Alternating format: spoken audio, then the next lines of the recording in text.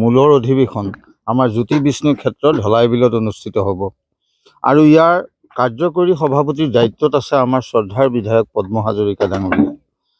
আৰু এইবাৰ আমাক কন্যকা পৰিয়ালৰ লগত বিধায়ক মহোদয়ে আগতেই আলোচনা কৰি সিদ্ধান্ত কৰিছিলে যে আমি কন্যকা পৰিয়ালে এই অনুষ্ঠানৰ লগত আৱশ্যকীয় যিখিনি শাক পাচলি আমাৰ কন্যকাত জৈৱিকভাৱে উৎপন্ন হোৱা আৰু খাদ্যৰ এটা বৃহৎ অংশ আমি কন্যকাৰ ফালৰ পৰা যোগান ধৰিম।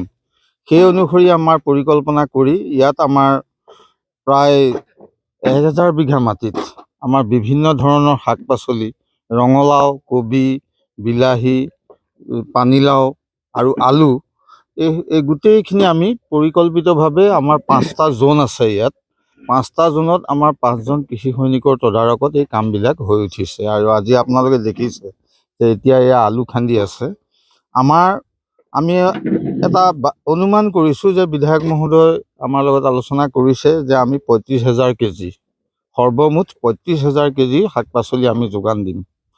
সেই অনুসৰি আমি আলুৱেই হওক বা কবিয়েই হওক, বিলাহী, এনেকৈ যিখিনি প্ৰয়োজনীয় শাক পাচলি সেইখিনি আমাৰ ইতিমধ্যে সম্পূৰ্ণ হৈ উঠিছে। আৰু আমি আলুটো যিহেতুকে খান্দিবলগীয়া হৈছে, আমি আৰু 10-12 দিন আছে অনুষ্ঠানলৈ। আমি আলুখিনি আগতীয়াকৈ খন্দা আৰম্ভ কৰিছোঁ আৰু কবিখিনি 4-5 দিনৰ পিছত মানে উপযুক্ত সময়ত আমি যোগান ধৰিম। আমি সেইখিনিও সাজু কৰি ৰাখিছোঁ।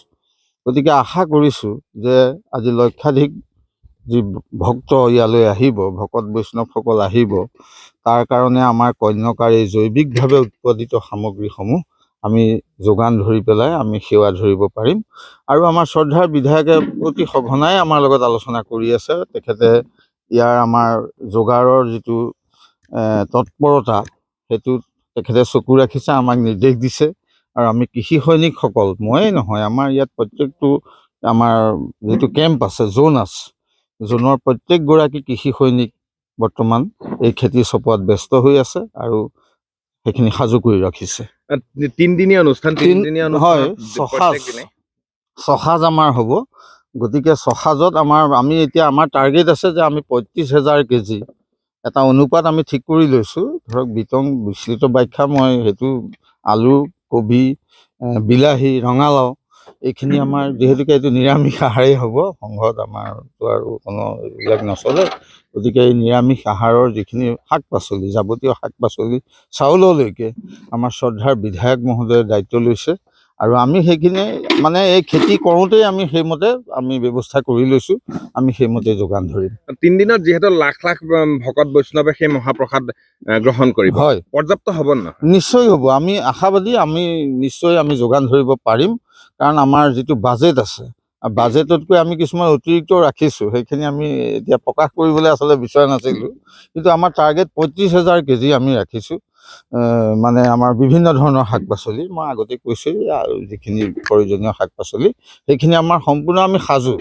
তাৰমানে অসমৰ বিভিন্ন প্ৰান্তৰ পৰা অহা বিভিন্ন আই ভকত বৈষ্ণৱে হয়, কন্যকাৰ সম্পূৰ্ণ জৈৱিক পদ্ধতিৰে খেতি কৰা চব্জিৰ এবাৰ সোৱাদ ল'ব পাৰিব। হয়, এইটো মানে ৰাসায়নিকযুক্ত কোনো ধৰণৰ শাক পাচলি আমি ইয়াত ব্যৱহাৰ কৰিবলৈ নিদিওঁ। আৰু বিধায়ক মহোদয়ৰ সেইটো এটা মানে কাঢ়া নিৰ্দেশ। আৰু সেইমতে আমি কন্যকা জৈৱিকভাৱে এইখিনি কৰি আছোঁ। আৰু আমি ভাবিছোঁ যে মানে এইবাৰৰ অধিৱেশনখন যিহেতুকে ব্যতিক্ৰমী হৈছে আৰু ইয়ালৈ অসমৰ বিভিন্ন প্ৰান্তৰ বিভিন্ন 35খন জিলা, তদুপৰি অৰুণাচল, নাগালেণ্ড এইবিলাকতো শ্ৰীমন্ত শংকৰদেৱ সংঘৰ বিভিন্ন শাখা প্ৰশাখা এইবিলাক আছে, তাৰ পৰাও আহিব। গতিকে সমুদায় ভকত বৈষ্ণৱৰ যিটো আহাৰৰ যোগান, চাউল দালিকে আদি কৰি আমাৰ বিধায়ক মহোদয়ে সেইখিনি এটা বিশেষ তৎপৰতা লৈছে। আৰু লগতে কৈ থওঁ যে ইয়াত যিমানখিনি খৰি ব্যৱহাৰ হ'ব আপোনালোকক সেয়াও দেখুৱাম মই, যে খৰিখিনিও আমাৰ কন্যকাতেই বৰ্তমান ফালি আছে। সেইখিনি সম্পূৰ্ণ সাজু হৈ উঠিছে। আমাৰ মুঠতে এতিয়া প্ৰস্তুতি সম্পূৰ্ণ। আমি ভকত বৈষ্ণৱক সেৱা কৰিবৰ কাৰণে আমাৰ শ্ৰদ্ধাৰ বিধায়ক মহোদয়ৰ জৰিয়তে আমাৰ কন্যকাৰ কৃষি সৈনিকসকলো ইয়াৰ লগতে সম্পূৰ্ণ ব্যস্ত হৈ আছে।